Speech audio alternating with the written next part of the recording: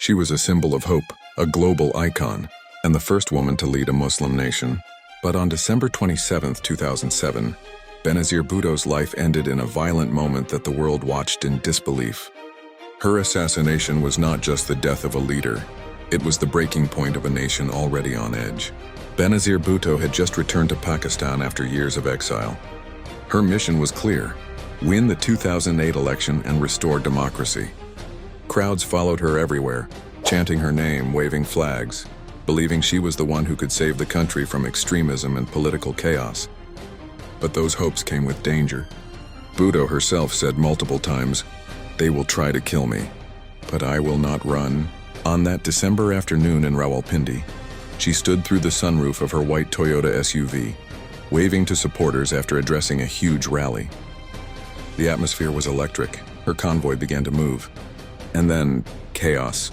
A gunman approached her vehicle. 3 shots were fired. Bhutto collapsed back into the car.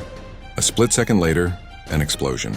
A suicide bomber detonated himself just feet away. The blast killed over 20 people.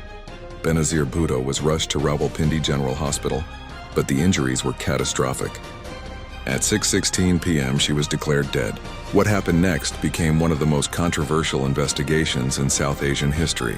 The Pakistani government initially claimed she died not from bullets, but from hitting her head on the lever of her sunroof during the blast. Her party rejected this. Doctors contradicted it.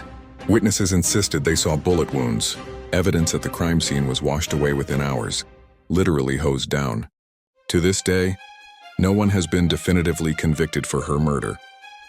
Al-Qaeda, the Pakistani Taliban, rogue elements within the establishment, many were blamed. None were proven. What is certain is this: Benazir Bhutto returned to Pakistan knowing she might never leave alive. And her death unleashed a wave of anger, riots, and mourning across the country. Cities burned. Banks were looted. Trains were set on fire.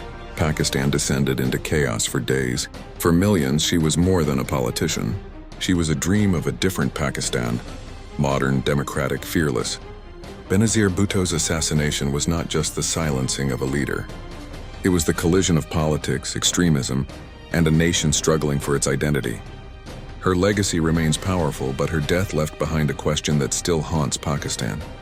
Who really killed Benazir Bhutto? And why did the truth die with her?